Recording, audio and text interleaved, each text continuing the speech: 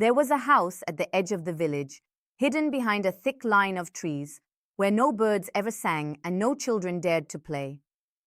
The windows were always shut tight, even in the summer. Locals called it the Forgotten House because no one remembered who built it or who had last lived there. But the stories remained, tales of strange shadows, sounds in the night, and people who went in but never came back out. Most dismissed them as legends, warnings to keep children from wandering. But Ava wasn't afraid of old stories. She was a young journalist, always chasing the next big story. When she heard whispers about the house, she saw her chance. A viral article, a podcast episode, something new. Ava packed her bag with a camera, a flashlight, her notebook, and a recorder, and walked into the trees just before sunset. The path was overgrown and hard to follow. Vines twisted and thorns tugged at her coat. But she pressed on as the house came into view. Ava, there you are, finally.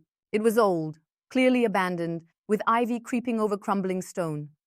But the front door stood wide open, as if waiting. Inside, the air was thick with dust and silence. Ava clicked on her flashlight. The beam revealed torn wallpaper, shattered glass, and old furniture draped in white sheets. The floor creaked under her feet. Ava into recorder.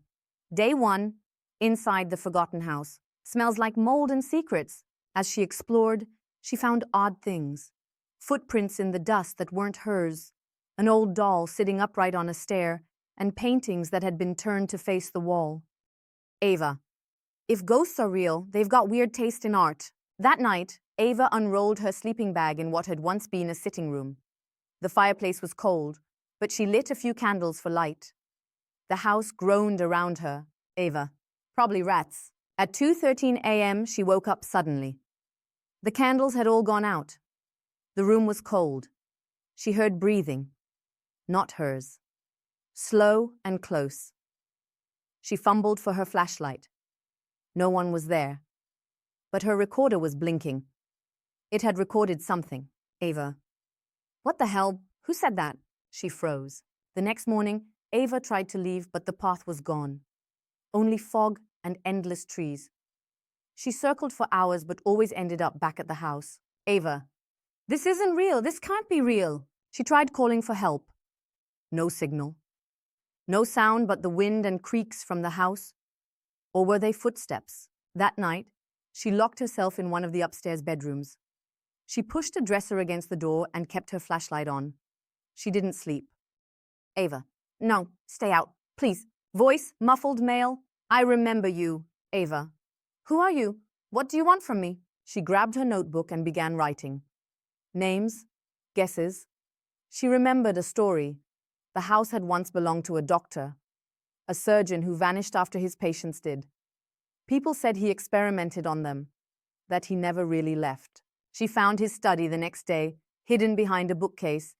Inside were old, stained papers with odd writing.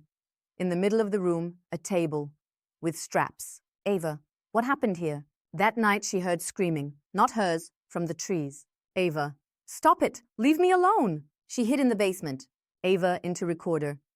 If anyone finds this, the house isn't empty. It remembers. It watches. Don't come looking. When they finally found the house again, months later, it was empty. Her recorder lay on the floor, covered in dust. They never found Ava, but sometimes at 3:07 a.m. the house whispers her name. Whisper, Ava. And